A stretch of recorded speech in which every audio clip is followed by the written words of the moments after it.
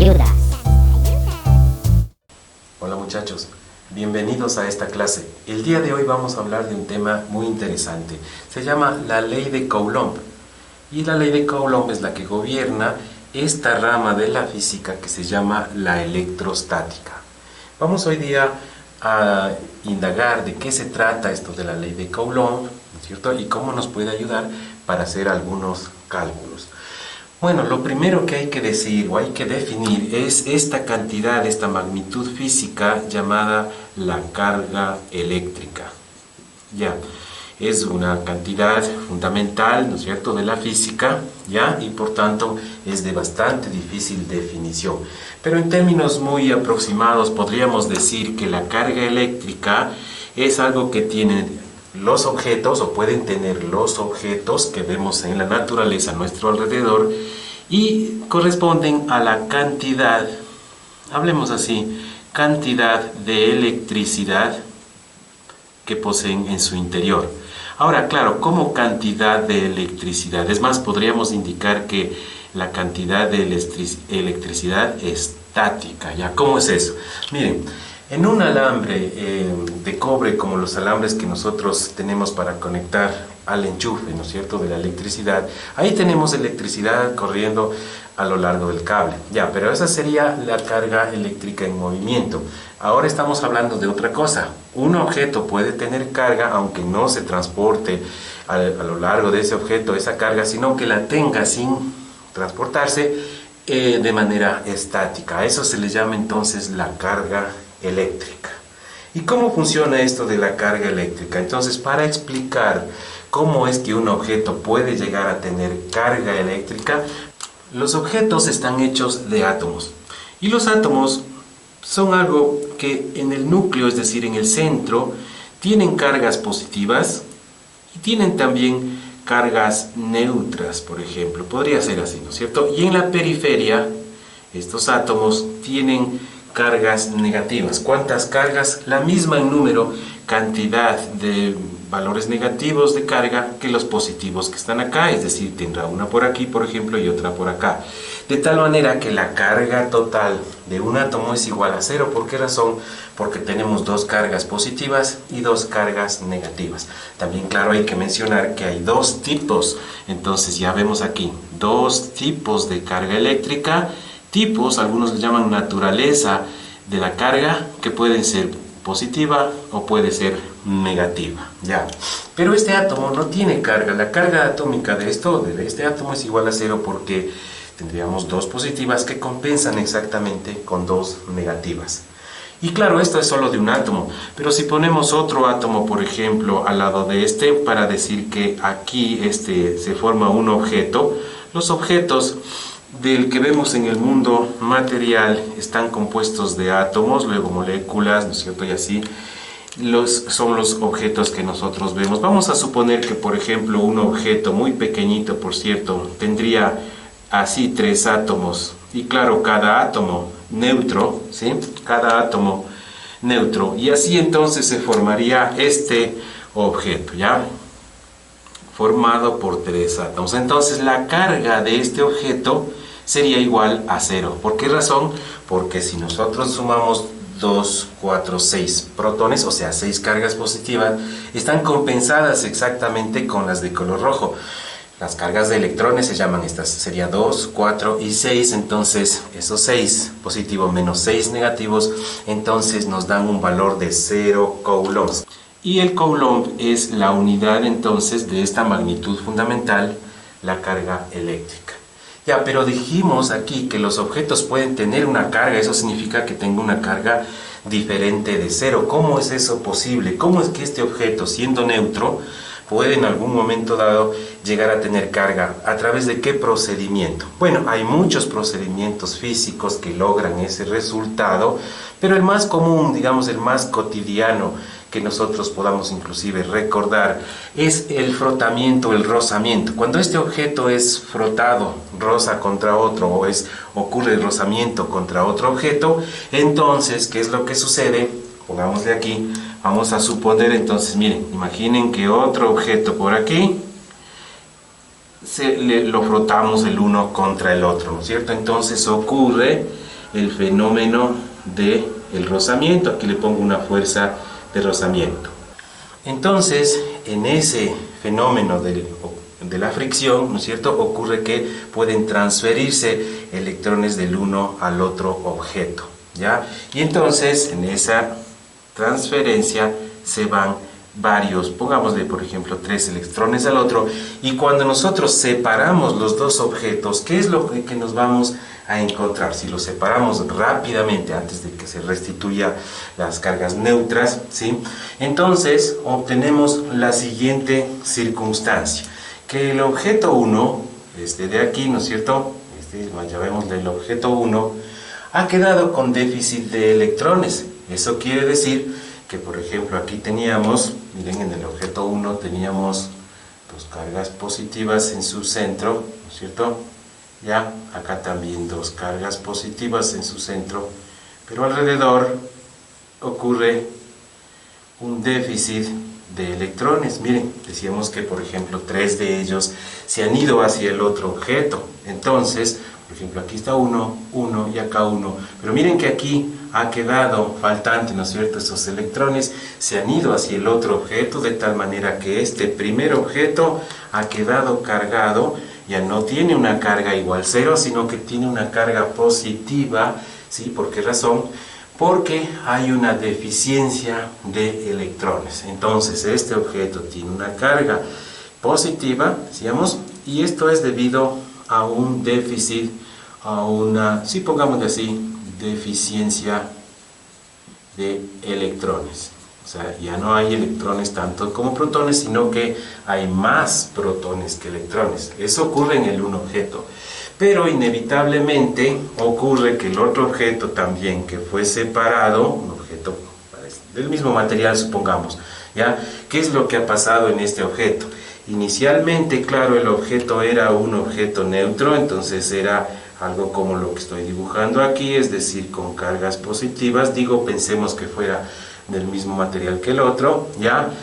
Pero, ¿qué sucede alrededor de ese objeto? Es decir, en la periferia, donde se localizan los electrones. Entonces, antes, este objeto tenía así 2 electrones, ¿no es cierto?, rondando su núcleo de 2 protones, ¿ya? Pero ahora hay 3 electrones más, por lo tanto, le voy a poner, no es que sean especiales esos electrones, sino que los pongo aquí para que los vean, que son provenientes del otro átomo. Entonces, el segundo objeto, después de haberlos frotado, ¿no es cierto?, el uno contra el otro, ha quedado con una carga negativa. Y entonces, ¿qué es lo que significa la carga negativa de un objeto? Significa que hay un exceso de electrones, o sea que este átomo tiene exceso de electrones. Así es como ha ocurrido la carga eléctrica. Bueno, ¿y qué es lo que sucede entonces, ya analizando las fuerzas que pueden ocurrir entre los dos? Miren, justamente eso, entre un objeto cargado y otro objeto cargado aparece, eso es lo que de manera empírica, es decir, de forma experimental, se ha logrado reconocer, entender, verificar en laboratorio, que entre dos objetos cargados aparece una fuerza, que al comienzo era muy extraña esa fuerza, pero luego ya la hemos conocido más. Se llama la fuerza electrostática de Coulomb. Entonces, ¿qué es esta fuerza? La fuerza de Coulomb, llamémosle simplemente. La fuerza de Coulomb es la fuerza que aparece entre objetos cargados, ¿ya? Pero, curiosamente ocurre, y esto se ha verificado de manera, digo, experimental, que si los objetos son, por ejemplo, cargados positivamente, aparece una fuerza de repulsión en cada uno de los objetos, por cierto, de igual medida, es decir, de igual módulo. Estamos hablando de tamaño, o sea, que la intensidad es sentida de esa fuerza de repulsión por cada uno de los objetos en igual medida, pero dirigida, claro, la una hacia allá y la otra hacia acá. Es decir, eso pasa cuando las cargas son más con más, y menos con menos ocurre exactamente lo mismo, ¿sí? Las fuerzas son de repulsión, o sea que con cargas iguales ocurre la repulsión. Y digo con cargas iguales en su naturaleza, o sea, en su signo, ocurre un fenómeno de la repulsión, ¿no es cierto? Es decir, que las cargas intentan alejarse la una de la otra. Ya, pero ¿qué pasa si las cargas son, en cambio, diferentes, digamos más con menos? Ocurre un fenómeno parecido, sí, pero contrario, en el sentido de que las fuerzas que aparecen ahí son en cambio fuerzas, se dice atractivas, es decir, de atracción, ¿ya? Y las dos, claro, las fuerzas están montadas sobre la misma línea, la línea que los une, por eso es que esta fuerza se le llama también fuerza central, ¿sí? Porque aparece en la misma línea de acción, ¿no es cierto? Pero con sentido contrario, y esta es una fuerza de atracción en vez de la de repulsión. Por cierto, por la tercera ley de Newton, también podemos asegurar con total certeza de que los módulos, las intensidades que sienten, entre comillas, ¿no?, los objetos cargados, son las mismas, ¿sí? Es decir, no es que aparecen en el uno objeto, aunque tuviera más carga, una fuerza más grande que en la que aparece en el otro objeto. Eso es lo que ha ocurrido. Y ahora vamos a ver cómo medir esa fuerza. Bueno, a esa fuerza se la llama F, simplemente, es la misma F que está acá, pero para el otro lado, aquí también F. F es la fuerza de Coulomb, y aquí también aparece F y la misma fuerza F. Ya, pero esa F depende de ¿qué? ¿Cuándo será más grande? Cuando las cargas sean más grandes, es decir, se han sacado más electrones, ¿no es cierto? Sí, así es, depende de eso.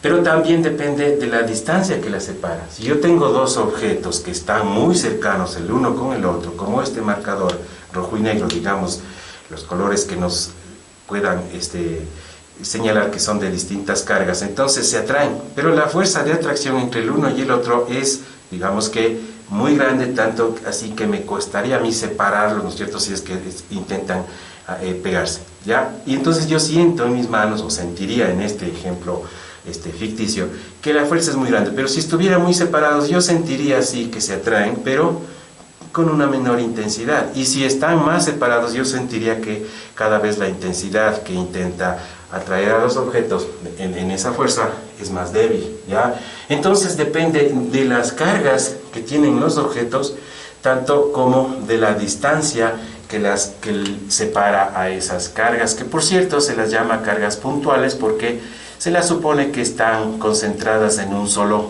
punto, ¿ya? Entonces vamos a ver cómo funciona esta fuerza. La ley que relaciona esa intensidad de fuerza con los valores de carga y la distancia que los separa se le conoce con el nombre de la ley de Coulomb, ¿ya? Y la ley de Coulomb es una ley demostrada experimentalmente, empírica, y dice así: la fuerza que siente, que experimenta un objeto cargado en presencia de otro objeto cargado es igual a una constante, ¿sí?, la constante de Coulomb, multiplicada por los valores de carga de esas cargas que están la una en presencia de otra y dividido para el cuadrado de la distancia que las separa. Esa es entonces la ley, la fórmula de la ley de Coulomb, ¿ya? Y sirve entonces para determinar la fuerza que actúa entre dos objetos cargados, ¿ya? Ahora bien, una cosa que es muy curiosa, que a veces los estudiantes preguntan, será, ¿cómo es posible que un objeto cargado atraiga a otro que es neutro, ¿no es cierto?, porque eso se ha visto, y es, digamos que un fenómeno muy curioso, que los objetos, cuando el uno sí tiene carga y el otro no tiene carga, aparece también una fuerza, cosa, digo, curiosa, ¿no? Fíjense, un objeto, digamos que tiene carga positiva, y otro objeto, en cambio, es neutro, digamos, tiene positiva o negativa. Sin embargo, aparece una fuerza, y por cierto, esa fuerza también opera ahí la ley de Coulomb, ¿no es cierto? La fuerza opera con la ley de Coulomb, es decir, aparecen estas fuerzas aquí, aunque el un objeto sea neutro. De esta manera podríamos decir que teóricamente es incorrecto decir que la ley de Coulomb es una ley que indica el valor de la fuerza que aparece únicamente entre dos objetos que están cargados. ¿Por qué? Porque puede darse el caso en donde un objeto está cargado y el otro sea de carga neutra, ¿sí? Y sin embargo exista esa carga. Digo, parece raro, pero esto es lo que podemos nosotros ver. Por ejemplo, miren, se me ocurre hacer un ejemplo muy cotidiano para mostrar este efecto, y este efecto consiste en lo siguiente. Miren, por ejemplo, acá, yo tengo aquí unos papelitos, ¿sí? Que los he cortado de un papel normal, y esos papelitos, claro, provienen del corte de un papel el papel era un objeto neutro. Por lo tanto, es de entender que los papelitos son unos objetos, cada uno objeto neutro. Ahora también hay que decir esto, estos papeles fueron cortados hace varias horas, por lo tanto, si es que la tijera les produjo alguna frotación y se cargaron, entonces eso fue en ese momento, pero ahora ya son neutros, es decir, que los objetos pueden tener carga de manera temporal, pero con el paso del tiempo entonces los objetos recuperan su neutralidad.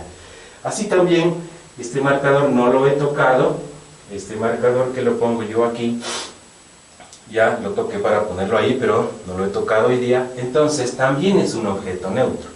Y claro, entre objetos neutros me refiero al marcador y cualquiera de los papelitos, entonces no existe carga, y fíjense que cuando yo los acerco, entonces estos papelitos no sienten ninguna fuerza de atracción. Entonces, claro, entre objetos neutros no hay atracción. Si hubiera eso, yo sentiría atracción, ¿no es cierto?, hacia cualquier otro objeto. Digo yo, me refiero a mi cuerpo físico, que también es un objeto. Pero ahora yo voy a tomar un objeto, este de aquí, y lo voy a frotar contra mi cabello, ¿sí? Lo voy a frotar para obtener una carga, ¿sí? Entonces froto, les recuerdo, miren, que lo que estoy frotando son dos objetos. El uno es el plástico, ¿no es cierto?, del marcador de plástico, ¿ya? Y el otro es el cabello, ¿no es cierto?, un objeto de material bastante distinto, ¿ya? Depende, miren, esto es muy importante decir, mientras me froto en la cabeza este objeto les explico. Es muy importante decir una cosa, que ¿a qué se debe de que cuando yo tomo dos objetos ocurra la transferencia de electrones del uno al otro y no del otro al uno? Una buena pregunta también.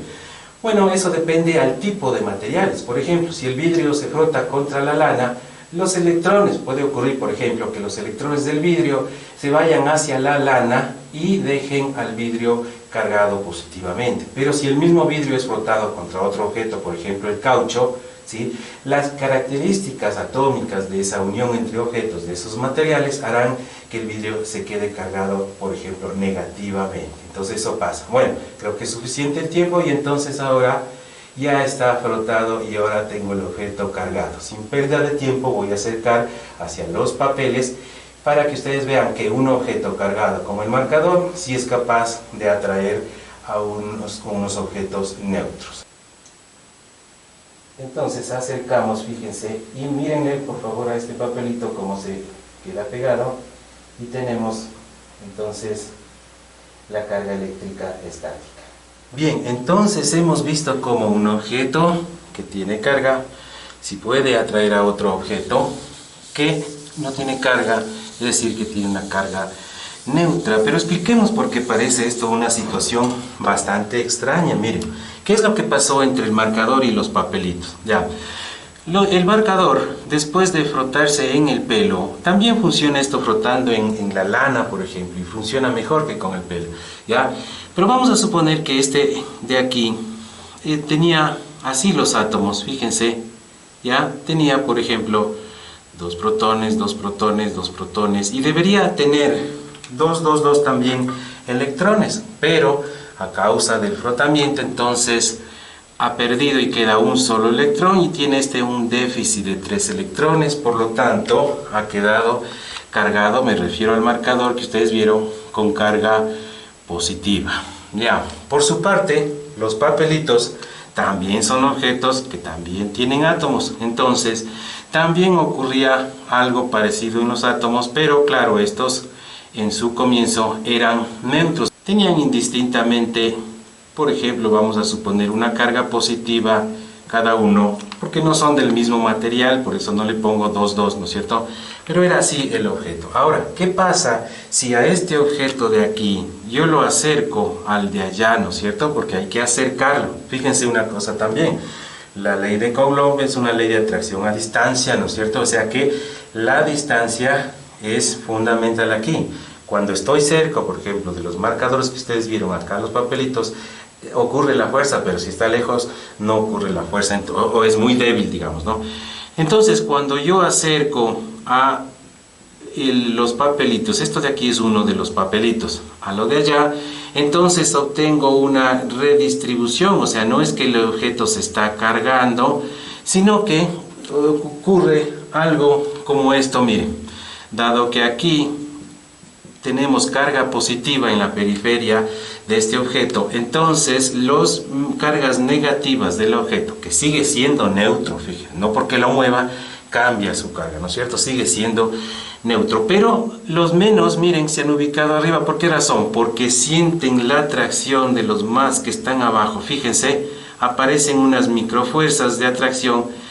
Y lo que hemos visto nosotros con nuestros ojos ha sido el resultado de la sumatoria. La sumatoria de todas estas es la que aparece en el marcador, llamemos la fuerza neta del marcador, y la sumatoria de todas estas es la fuerza neta que aparece en los papelitos.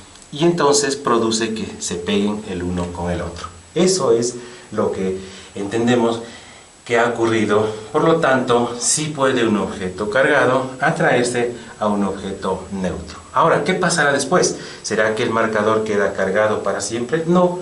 El marcador, si nosotros lo dejamos, entonces con el tiempo recuperará su neutralidad, ¿no es cierto? Es decir, los electrones ya en un largo tiempo irán siendo, si es que tiene exceso, por ejemplo, expulsados naturalmente del cuerpo, irán hacia el otro cuerpo con el que se encuentra en contacto. Si no está en contacto con ninguno, en el aire mismo, el aire es un componente físico, ¿no es cierto?, que está hecho también de átomos. Bueno, vamos a hacer ahora un ejercicio para mostrar cómo operaría esta fuerza de aquí de Coulomb. Un ejercicio que diría así: calcular la fuerza entre dos cargas, Q sub 1 igual a 0,12 milicoulombs y Q sub 2 menos 0,16 milicoulombs, separadas las cargas una distancia de 8 metros. Hagamos un gráfico. Pongamos, esto es indistinto a qué lado, pero digamos que la carga 1, si no está aquí un signo, la entendemos positiva.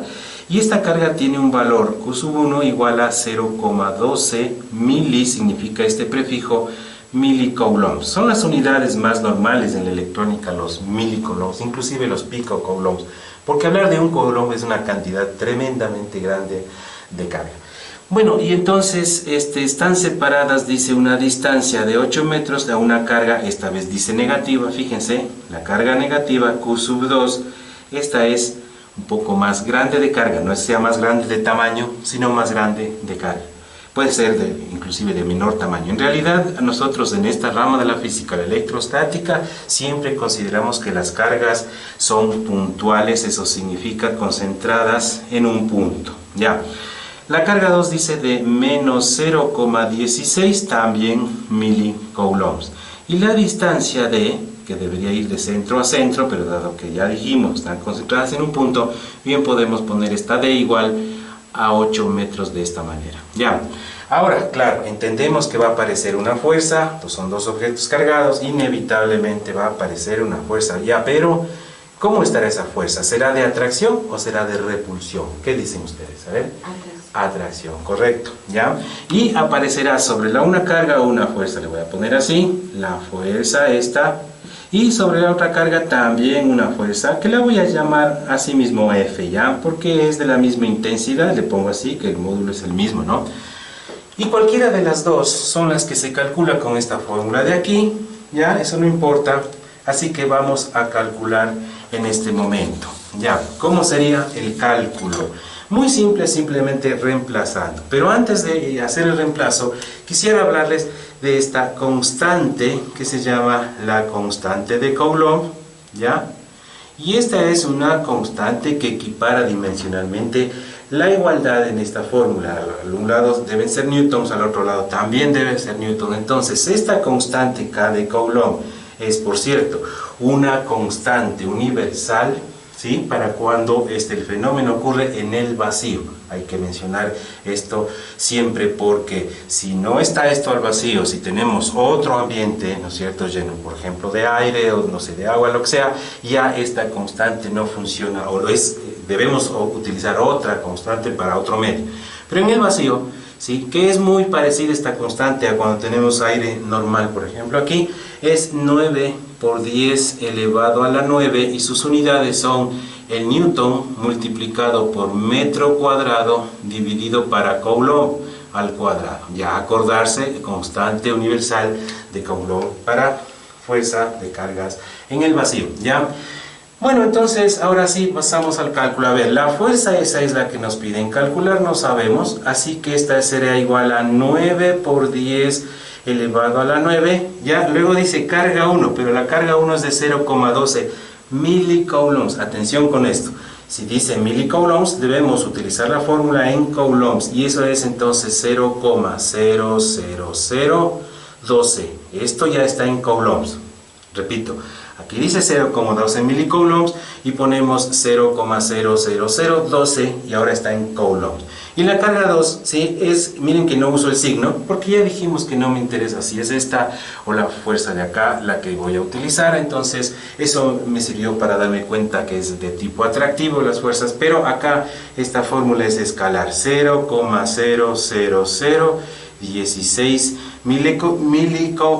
coulombs ahora, y dividido para 8. 16, no 12. Correcto, perdón. 16 acá y dividido para 8 al cuadrado, o sea, 8 metros elevado al cuadrado nos da 64. Ahora, tal vez les quedó a ustedes una duda aquí de cómo transformé de milicoulombs a coulombs. Bueno, esto es fácil. Miren, pueden hacer ustedes de esta manera. 0,12 milicoulombs le multiplicamos por un factor de conversión que relaciona los milicoulombs con coulombs. Así, un coulomb es 10 a la 3, o sea, 1000 milicoulombs. Y entonces elimino esto de acá y hacemos la división 0,12 para 1000 y nos da como resultado 0,00012 coulombs, ¿ya? Y lo mismo para la otra carga. Bien, entonces ejecutamos ahora estas operaciones que están aquí escritas y obtenemos el resultado, que nos da 2,7 newtons. Ese es el resultado, ¿no es cierto? Y fíjense una cosa, ustedes conocen cuánto es o tienen en la mente la idea de cuánto son 8 metros. Fíjense que dos cargas que son pequeñas, digamos, miren, fíjense la cantidad de ceros que tienen. Dos objetos cargados y a 8 metros, es decir, con poca carga, y a 8 metros aún así sienten fuerzas atractivas. Claro, no es una fuerza grande, pero nos indica que la electricidad es una fuerza, una interacción de gran magnitud. Bien, a continuación te recomiendo que tú resuelvas en tu cuaderno este ejercicio que dice de la siguiente manera: ¿qué carga, es una pregunta, ¿no es cierto?, qué carga debe colocarse a 10 metros de otra carga de 0,2 milicoulombs para que la fuerza entre ellas, entre las cargas, sea de 14 newtons? Puedes ahora detener el video en este momento, resuelve y luego te pasaré a mostrar la respuesta. Comencemos.